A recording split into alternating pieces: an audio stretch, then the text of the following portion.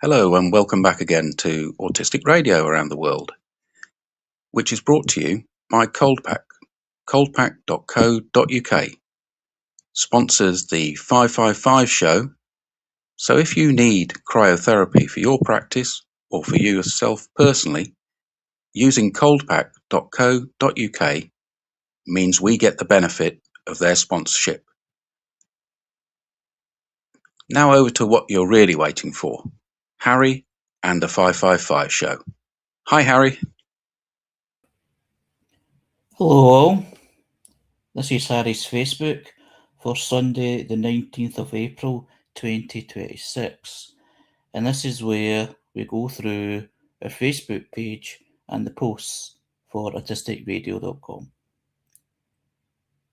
And as always, we start with a poem.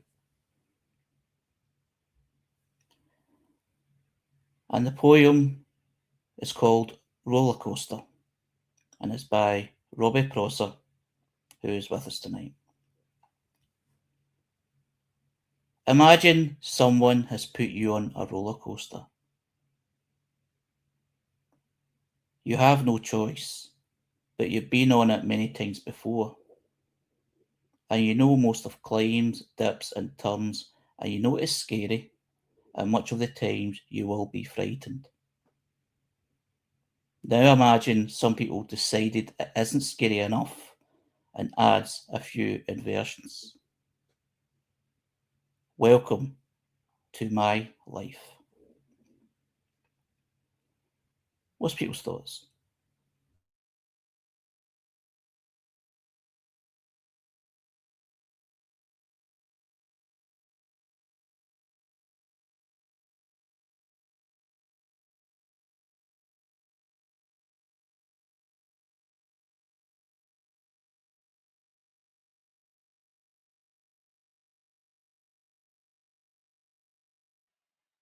It's a very different style of poetry to what we normally get from Robbie.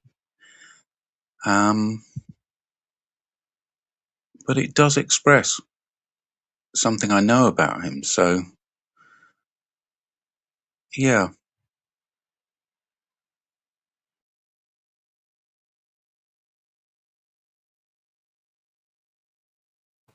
I'm thinking about an earlier poem of Robbie's where he was talking about BMX bikes, and I like the way he can use these vehicles as a metaphor or for life.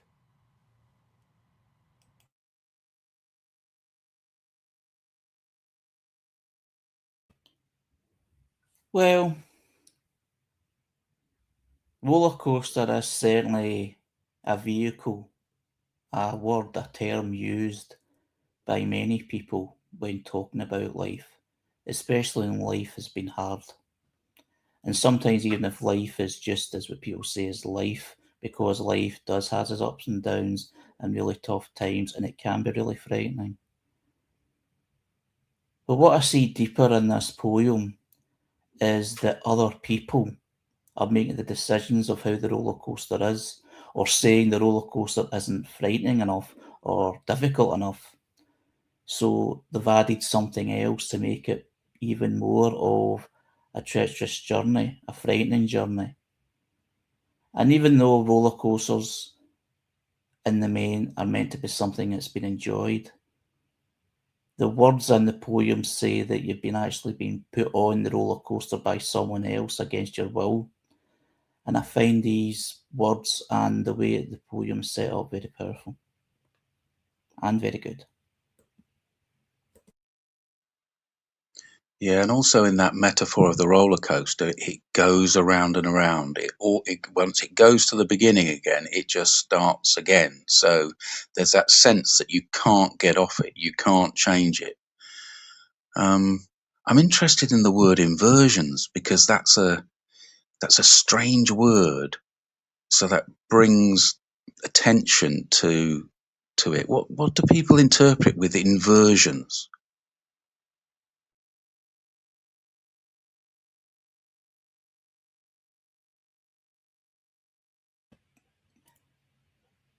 Obstacles is what I took from it. without actually knowing what the word inversion actually is. I just assumed it was people making life more, basically putting up more barriers and obstacles.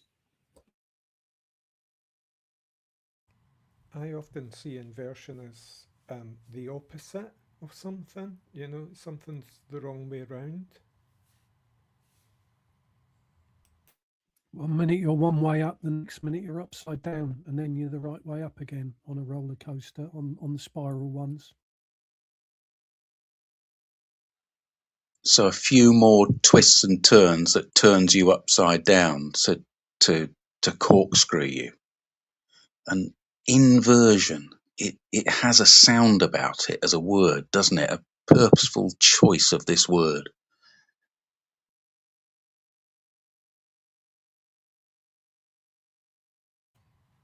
Well, it's that ending version. It's often associated with a lot of words that are quite triggering, you know.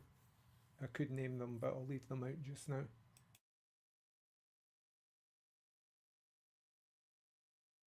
I see it as a general, what's the word?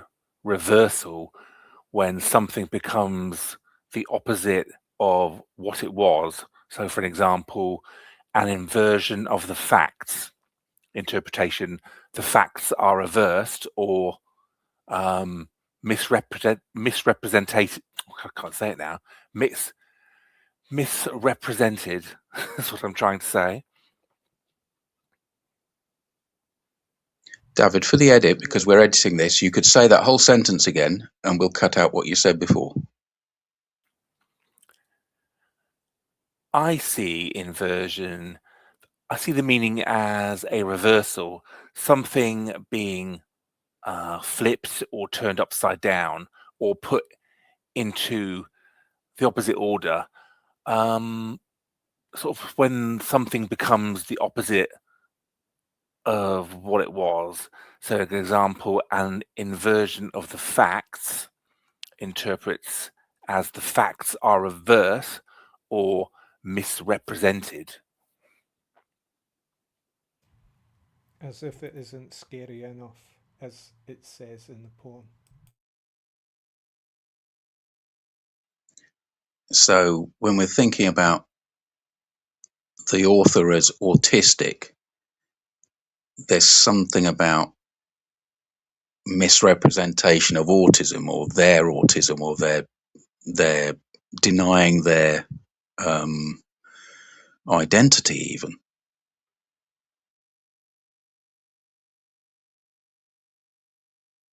Is there an acceptance here of the roller coaster?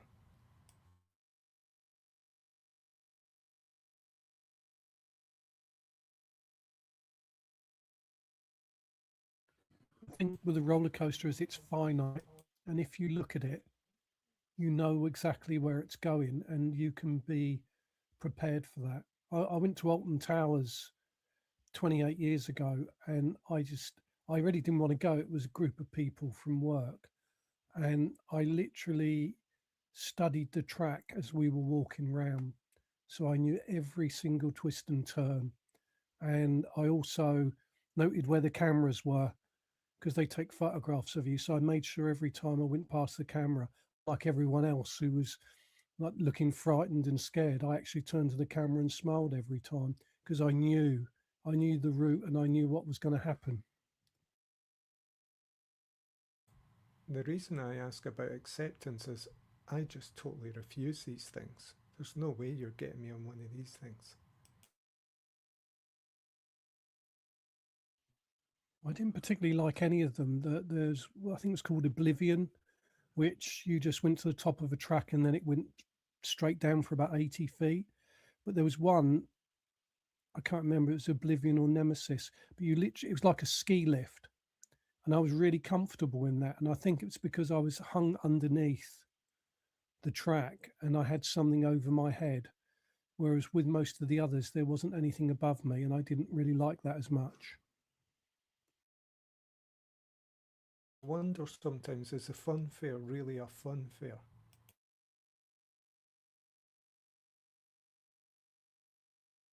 Or is it a fun scare? For us as autistics, it's dreadful. The noise, the lights, it's too much. It always was too much for me as a child. Except, of course, some autistic people are really into roller coasters because of the experience of it. You know, the extremeness.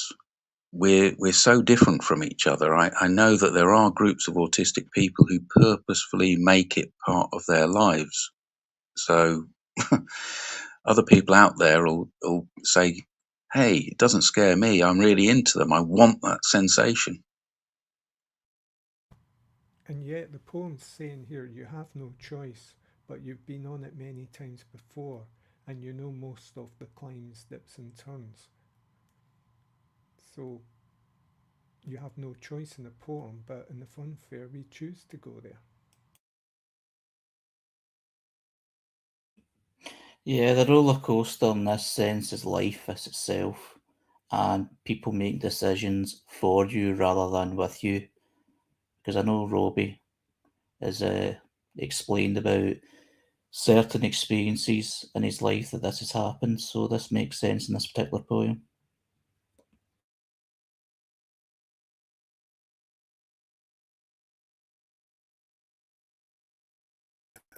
This was actually written shortly after a sudden change in my life, and I actually do like roller coasters, and that's one of the things I wanted to do on this trip with the autism coach I used to go with. But this is a lot expressing the lack of control, and before would have been the experience of when I had control of my life when I was with my parents, and the after is when social care seized control of my life.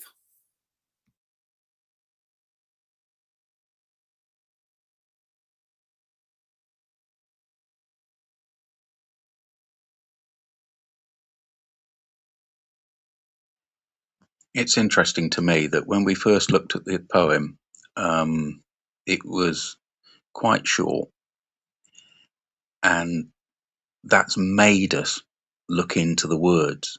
So the poet has not just handed everything on a plate to us, they've made us seek into it. And because we've sought into it, the meaning might strike us more. I think that's stylistically, I think that's quite clever.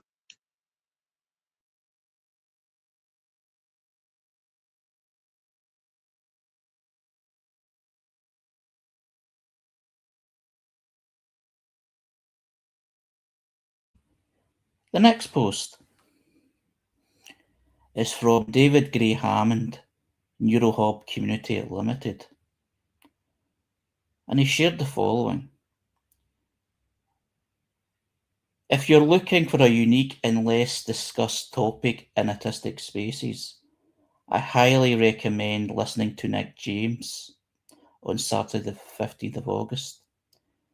Nick will be talking about navigating the microclimate of the rugby pitch as an autistic referee. And just going into more detail, he'll be at the 2026 Autistic Mental Health Conference, and it's at the Sensory Scrum. That's what it's called. And it's at the Autistic Mental Health Conference from 14th to 16th of August. And it says that Nick is a pharmacy and patient safety specialist who brings a disciplined, analytical approach to both healthcare and sport. As a former rugby player turned referee, he has spent years navigating the intense physical and sensory microclimate of the pitch.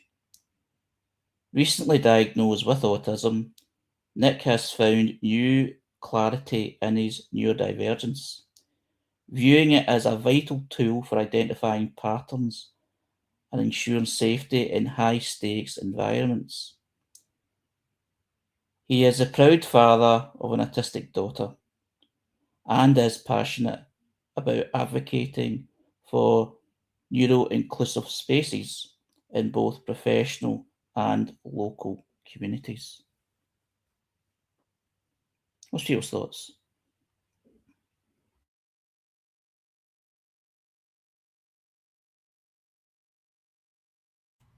I love that phrase, the microclimate of the pitch.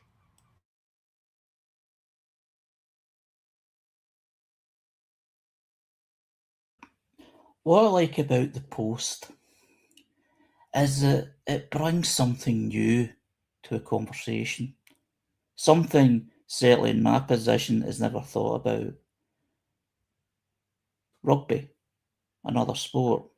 It's like add something, it just, even though when you think about it, of course, this will exist, it's just good to have the opportunity to talk about that particular, subject or topic or sport, and basically talk about another autistic person. It's been late identified, late diagnosed as well, which is a big thing to discuss.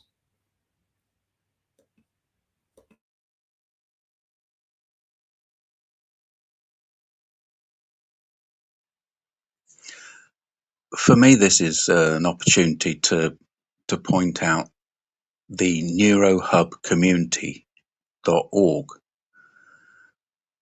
They say that at this conference, you'll experience a rich and varied program of 40-minute talks, 15-minute lightning sessions, and pre-recorded contributions from experts and lived experience speakers. And they've also arranged it so that it's fully hybrid and accessible with online access available for all of the 3 days, so you can join from anywhere in the world. And there's also an optional in-person experience if you're in the Brighton and Hove areas in the UK. So attendees can join additional elements, including stalls, food and entertainment alongside the live sessions. And crucially, all talks will be recorded and made available to the ticket holders, which means that, like Autistic Radio, you can go back, you can think about things and revisit them because you have the recording. So you don't have to commit to everything all at one time. You can dip in for the bits that suit you on the day and then revisit them later. It feels to me as though they've got a whole good sense of the autistic experience, trying to experience a conference. And I've been to other autistically led conferences that haven't managed to do that. This looks as though they're really managing, so bravo.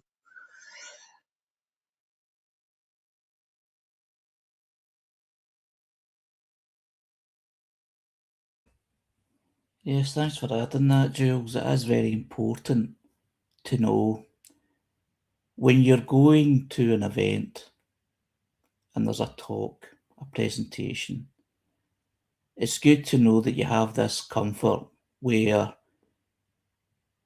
you can watch it again, read it again, because I can recall in the past of going to certain events and listen to some presentations and speakers, which is very interesting, but there's never a follow-up. And it's like you're trying to remember everything that's been said at that time and being aware. So it's good that that's kind of understood that that's not practical. I don't think just for autistic people, but for anyone. But it's good how it's been learned, how to make it as comfortable and accessible to many people, because these events I really do like these kind of events. I don't go to many of them.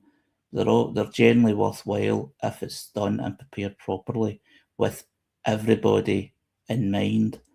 And I know saying everybody is a big commitment to say, but if you see something that's at least trying to make it accommodating for everybody, and that means that it'll be a very good event and something to look forward to.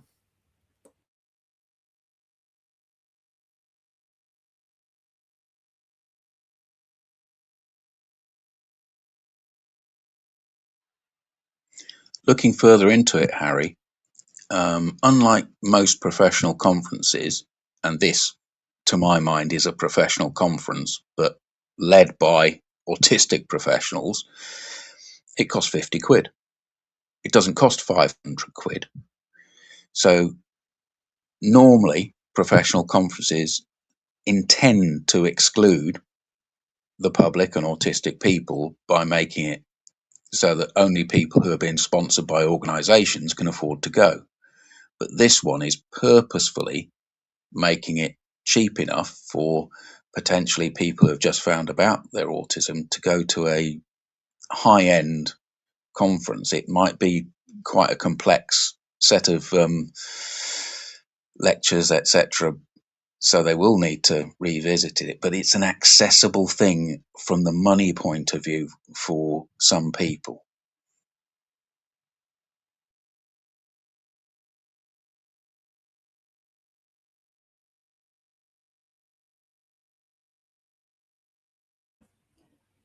The next post is from Oxford Health NHS Foundation Trust, and they've shared the following.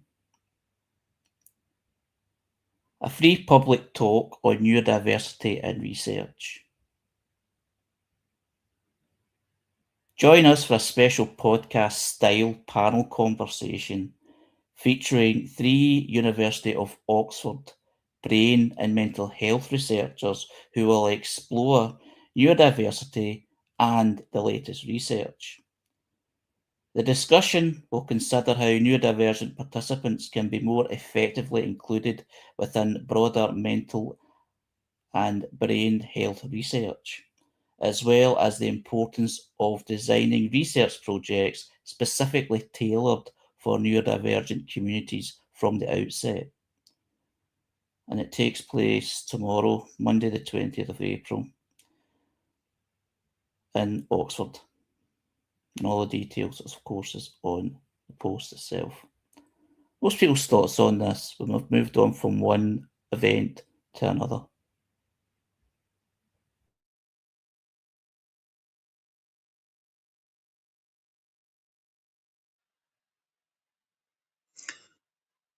Well, to put it simply, in my world, we've gone from an event created by the comrades to an event created by the enemy, the established professionals in the field. However, they've made it free, and it's actually about stopping being the enemy, including us in research. So maybe we can trust Oxford University in this case with these individuals to be doing something good. But my suspicion is it's the usual whitewash. But then that's my prejudice. So it's free. I'd encourage people to go and find out for themselves.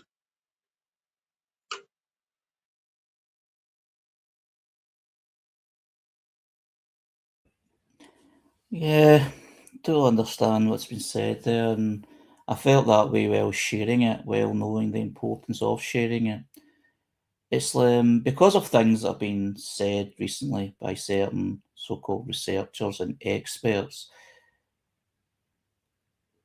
I'm always looking at these sort of posts and events as suspicious.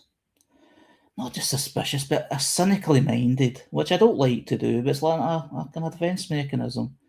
But there's always a hope you be proved to be wrong, because sometimes you can be prejudiced because of previous experience, but you can be, proved wrong, possibly. But who knows? I mean, you can only you can only find out by going and finding out by people that have been there. But yeah, certainly agree with what you're saying, Jules. Unlike the other event, it's not accessible. You have to go in person. It's limited to 100 people. So there's going to be very few people from outside the university, I'm guessing. And as soon as you apply for a space, you have to fill in a form that many people will find objectionable in various places, giving all of your details away. And then there's a question here saying, do you have any accessibility requirements? Number 5. I can imagine some autistic people writing an essay in that. And would you be willing to be contacted to provide feedback after the event? That's going to put a lot of people off. I really don't think they have a sense of the autistic experience. There's this tiny little step that seems like a way of filtering out people to me.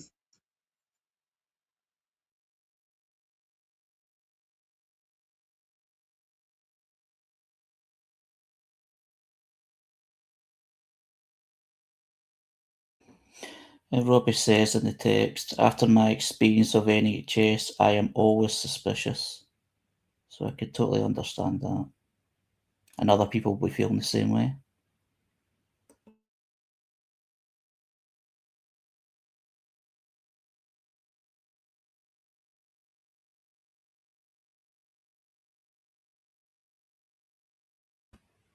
The next post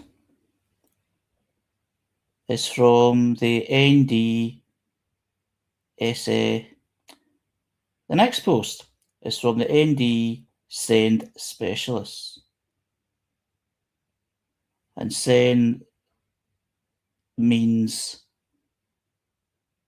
special educational needs and disabilities, referring to children and young people who require additional or different support to learn effectively.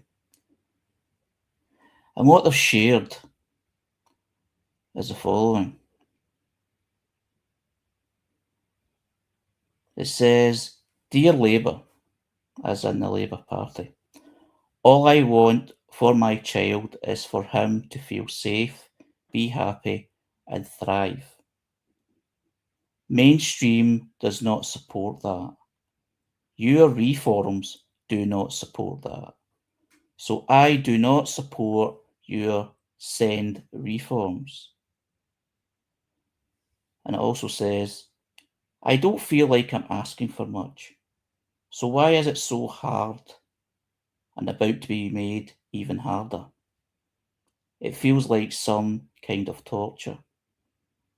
And Georgia Gould, MP for Queen's Park, Maida Vale, who's in the Labour Party, has been tagged to the post, as well as Bridget Phillipson, Department for Education. What's people's thoughts on this? Anyone got any background on it?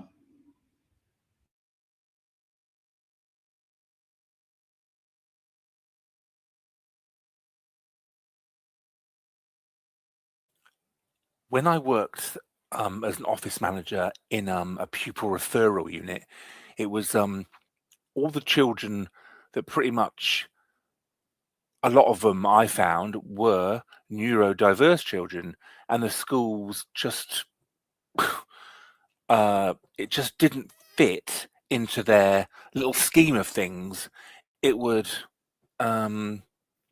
it was just a constant excuse of, "Oh, we don't know, we can't match their needs, the teachers can't, they disrupt the classrooms," and it was just it just seemed really negative. And the children were always taken out of school and came over to our little school, which was a pupil referral unit. So I think we had about 30 children, but it was always the same thing. Mainstream schools it was, again, it was like, oh, we're a burden, we can't manage you. It always seemed to be really negative. And I used to see parents really upset because they just didn't know where to turn or who to ask for advice. It was awful.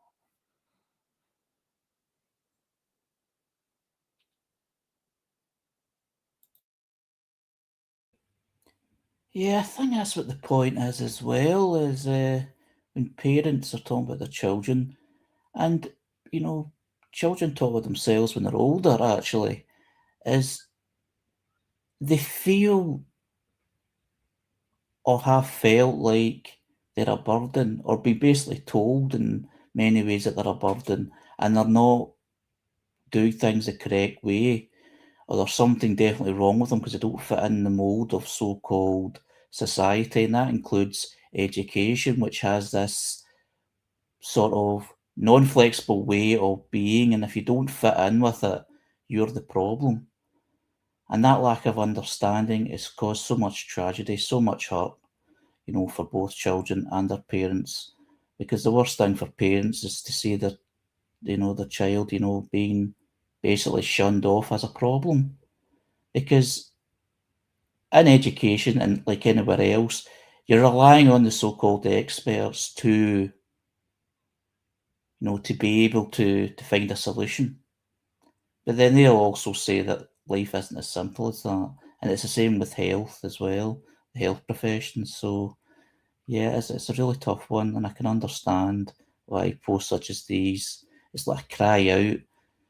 It's like a cry out, it's like an anger, and it's like defiance and support. It's it's quite tough to read, but totally understandable. We also found that because change is such a big thing for us anyway as autistics. So for a child to be taken out of somewhere where they probably begin to, or either were settled to somewhere completely different, that was the first thing that they would struggle with. And then you've not only got to get them back into a learning pattern, you've also got to rebuild their confidence, because that's been shattered by telling them you don't fit in with us, you're going off somewhere else. So it's very complex. I don't think they realize, they clearly don't realize what damage they're doing so early on. Could I point out our own ignorance here? Because nobody here at the moment has said that they know what the special educational need reforms are. We're reacting to a post. And for me, there's a real problem in black and white terms, because special educational needs means that somebody needs a specific environment, and that in the past has meant exclusion from education to put people in an unsuitable space, a special school, where they are binned by society and never get the opportunity to join the mainstream. People do have special educational needs as autistic people, but the majority of autistic people could easily be accommodated within mainstream education, and that would mean that long term they would be included in society in a more full way than if they tried to join the workplace from some kind of special school. So we need to be careful here that we're not just looking at something reactively. Personally, I would prefer schools to have the capability and the resources to have all children being educated together, so that the mainstream population is confronted by disability at the earliest possible age, so they become accepting. And that's the way we build a society that's accepting of disability as part of society. But then we know that the attempts to do this in the past have been very checkered. I just want people to not be black and white about this.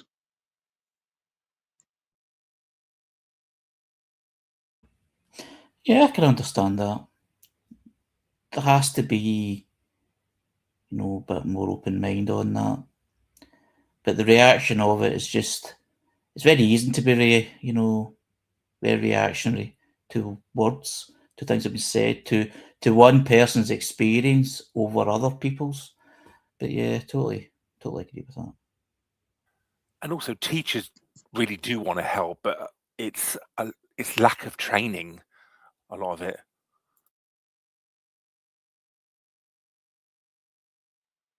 They're under enormous amounts of pressure. The teaching profession has been abused by a previous government that was in power for a very long time. And this new government is struggling to deal with so many parts of its agenda. Fighting against them rather than working with them in this way doesn't seem the way forward. I would prefer to see a post that explained how the reforms can be improved or made effective. But my goal would be is to have all children in a comprehensively organized education with the necessary accommodations for some of those children. I would like to see people who have very low IQs within some of the mainstream classes when that's appropriate, but with also their own classes. At the moment, what happens is the resources go into private industry and people make large amounts of money setting up special schools. All of those resources should be available to the public education system. At the moment, it's a division, and that money goes out into some kind of private system. So parents who can afford get a very different deal with these wonderful extra special schools for their kids. Why can't everybody have it? And that's because of the allocation of resources, people being put against each other.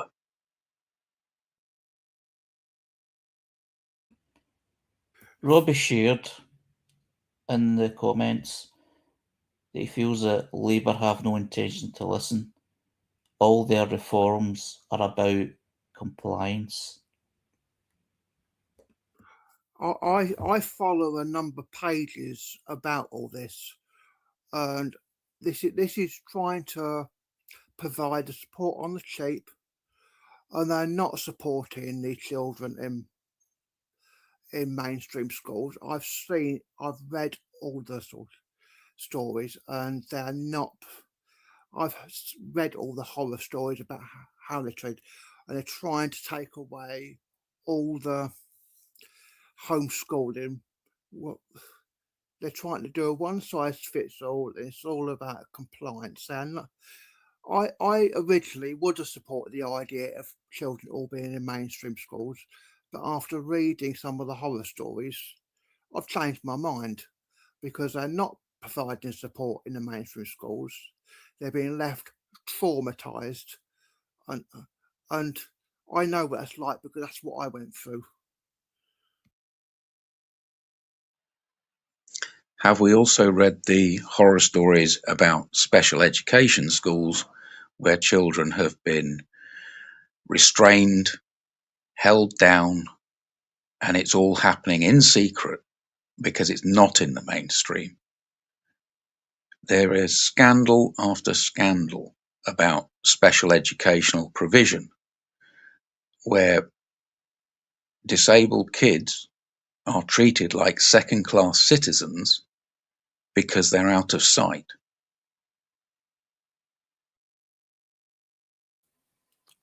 I worked in one, and they had a restraint system, and I lasted a month, and I reported them.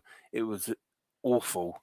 I would find that the staff would, I guess, not be trained in how to manage meltdowns or things like that, or they weren't interested in what the root of someone being upset was, and the next minute they'd be thrown on the floor and be restrained because they were considered difficult. It was awful. Yeah, it's restraint. We were at the restraint reduction conference where a group of professionals are trying to speak to other professionals to reduce those kinds of ideas. And the fact that that exists in this country shows what a big problem it is. Much more difficult to do in mainstream schooling, much more visible. People can, in the SEND community, can have their children binned. And I mean, there's a really nice podcast where a lady who is supporting a bill through the Scottish Parliament described her own son's situation. This is a difficult subject. It's not black and white.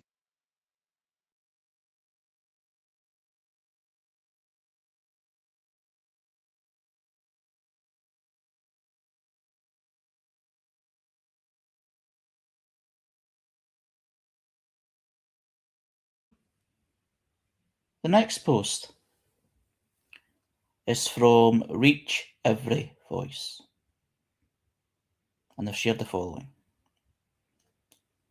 At Reach Every Voice, we believe autistic people are valuable members of our community. We believe autism is not an epidemic or a tragedy. We believe every person deserves dignity, respect, and high expectations.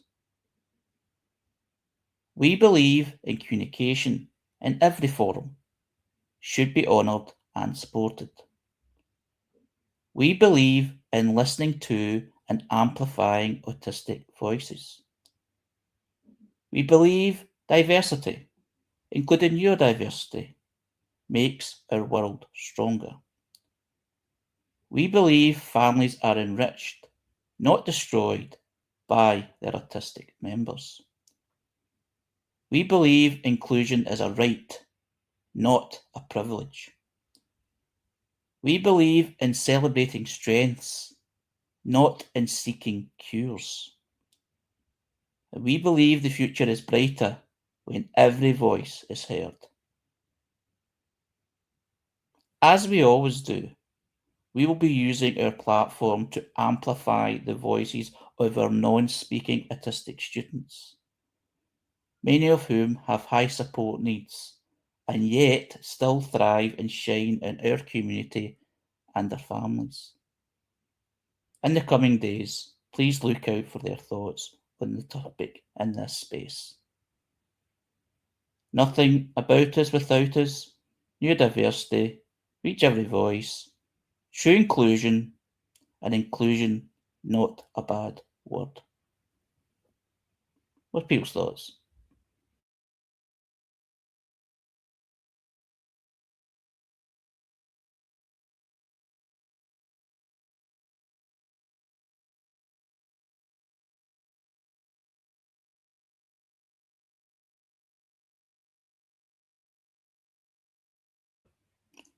I believe this post is important because of not the defiance, but the strong message in it, the belief that Reach Every Voice has. Although it may seem obvious and should be obvious to many people in society, it isn't. And these words, which has been repeated time and time again, needs to be repeated even more.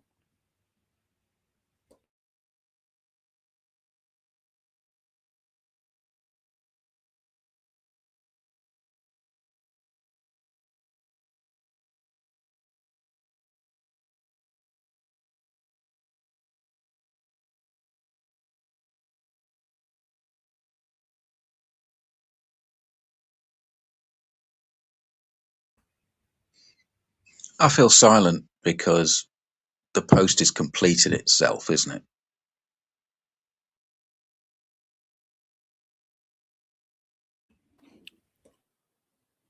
I was thinking exactly that. It says it the post itself says it all.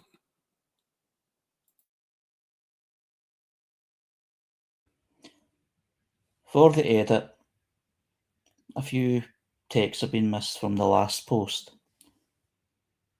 David shared 96% of send tribunals find in favour of families, a sign that the system is broken. And Robbie added in text, abuse happen in both regarding mainstream and special education.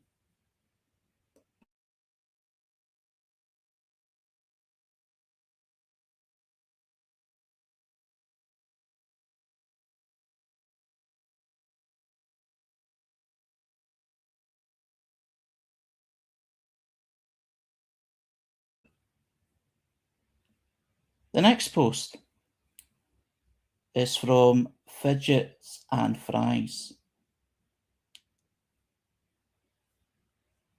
And they shared the following.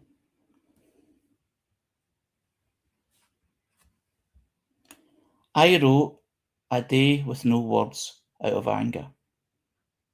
It's a gorgeous book that celebrates the beauty of my son, the connection I have with him, and how I would do whatever I could to understand and fight for him.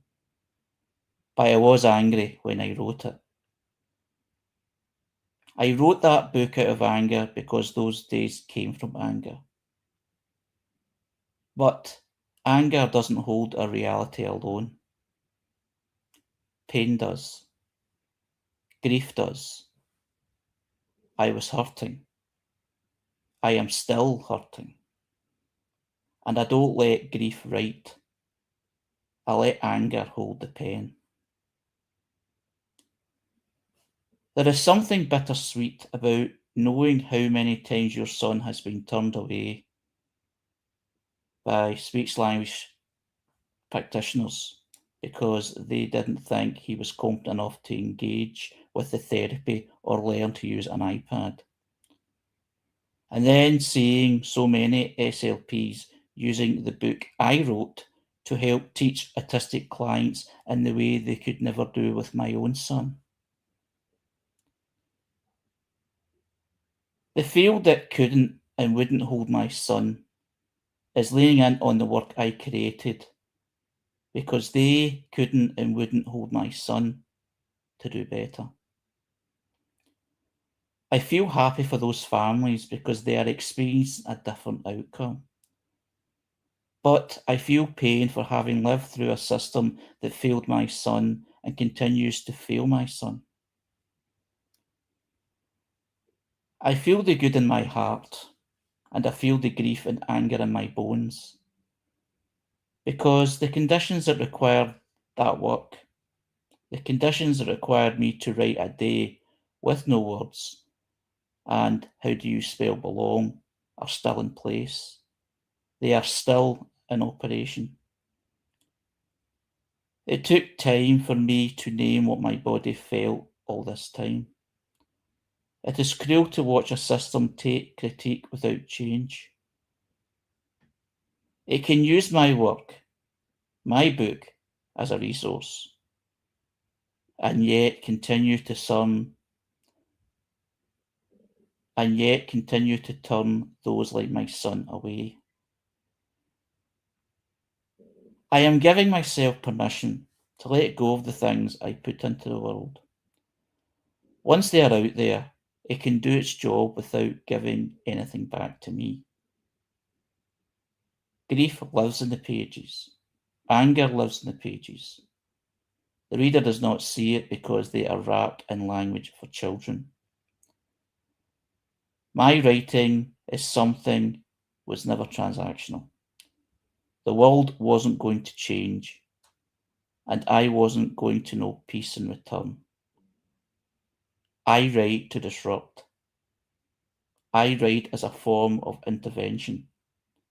I write to refuse to let the harm be invisible. Everything I write has been a story, a record, an observation, to teach something. My body needed to get this one out. It needed to release because holding it was tearing me apart. My first book has moved beyond me emotionally. My next books will do the same. I have to let them go because their creation was an act of protest. It was survival, not joy. But they show joy because to know my son, to tell my story about it, to tell a story about him, you are going to know joy because he is that beautiful of a person. CC. What's people's thoughts?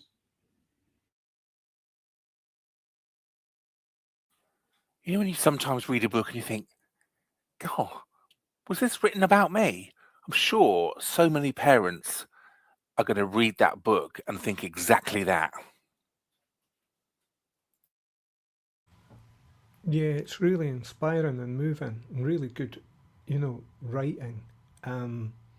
This idea of empowerment through rewriting the narrative of your anger, your grief, whatever it is you're feeling, whatever name you can give it, and then hand it on and let it go if you can.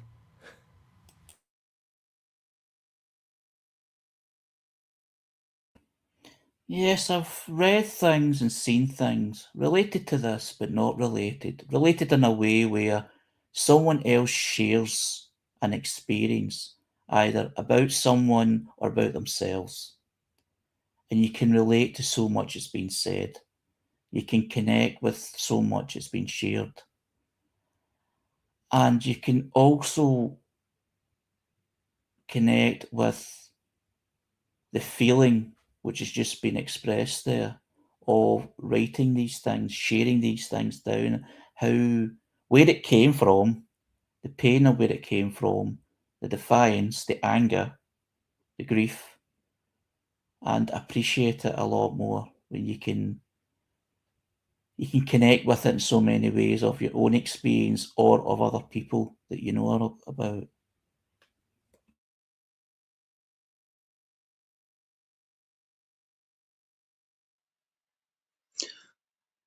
I'd like to reiterate what Ray said there. The writing is really good. And if you go to Fidgets and Fries on Facebook, there's some links there to a Substack where part of the book Tiffany and Bloom is available. So there's a resource here that Tiffany's producing. So take her up on the offer. Look into it.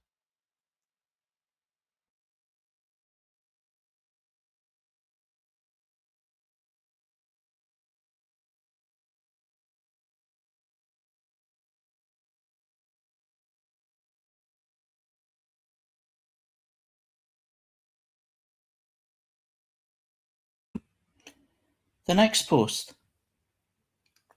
is from Make It Happen Birkenhead, and they shared the following. We are incredibly proud of Chris Cullender, the star of our Healthy Hearts brunch, who was nominated for an award last night for his work with us through Pathways in Autism Together. Chris has built remarkable confidence and skills, delivering fun and well-attended Healthy Hearts sessions as part of an innovative project in collaboration with our friends at One World. He has designed a peer-led food education session inspired by the British Heart Foundation recipes, welcoming people of all abilities to take part. A huge congratulations to Chris on his award. It is truly well deserved. What's people's thoughts?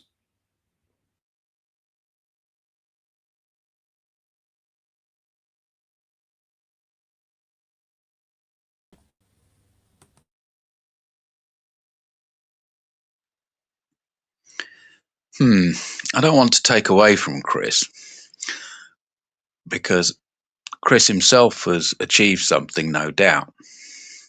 But everything about this post is creepy to me. It's he did this, he did that. It's not I did this, I did that. There's something slightly patronizing, white saviorish about this, because a group of professionals, no doubt, are doing their best to encourage an autistic man to achieve, take responsibility, and lead a peer group. But they are somehow unable to hand over the reins for him to be the voice in their posts. They are controlling it. That's uncomfortable. I am sure Chris himself would have been able to write this post for them to post, but that wasn't an option. Looks like the same patronizing crap, unfortunately, however well-meaning, or perhaps they're a beautiful organization, but they just don't look it.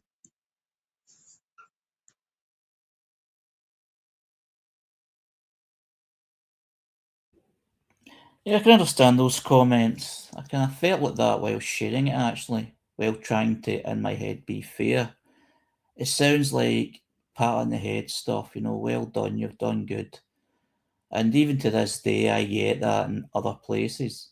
Not because of autism, but you just get that patronising approach, nodding, patting the head like, well done, you've done well. Well known that you've done well. You don't need to. I know some people may need it, but the thing that I do totally agree with is how things are shared, how things are worded. Because if something sounds like someone is speaking for someone else, it doesn't look helpful for autistic people. There may be reasons why this is done. Maybe we're overlooking them. I don't know. But it just seems patronising.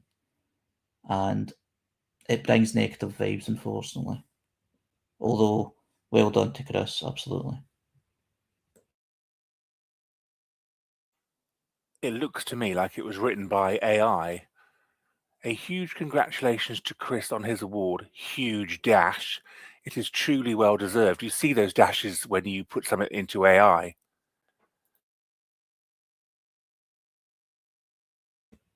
Robbie shared in the text, it seems to be them taking credit for what he did.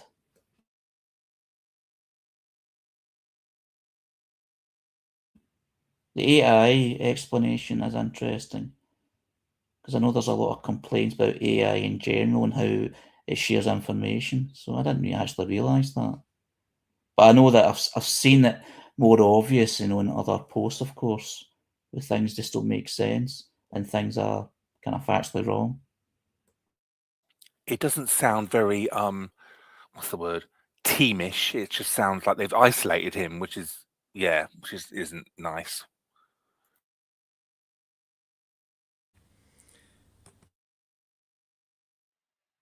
Yeah, I don't think it is AI, because AI wouldn't have put a double M dash. AI would have been accurate and put a single M dash.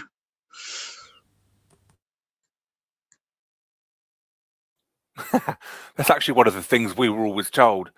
Don't always trust AI because it can get it wrong.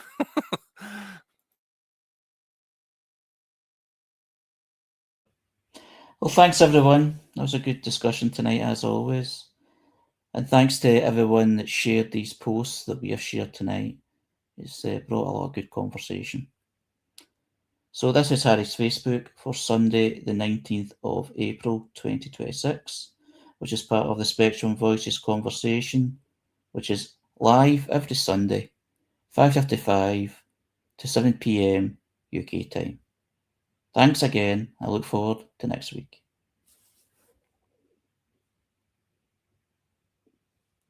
End stream, or do you want word yourself, Jules?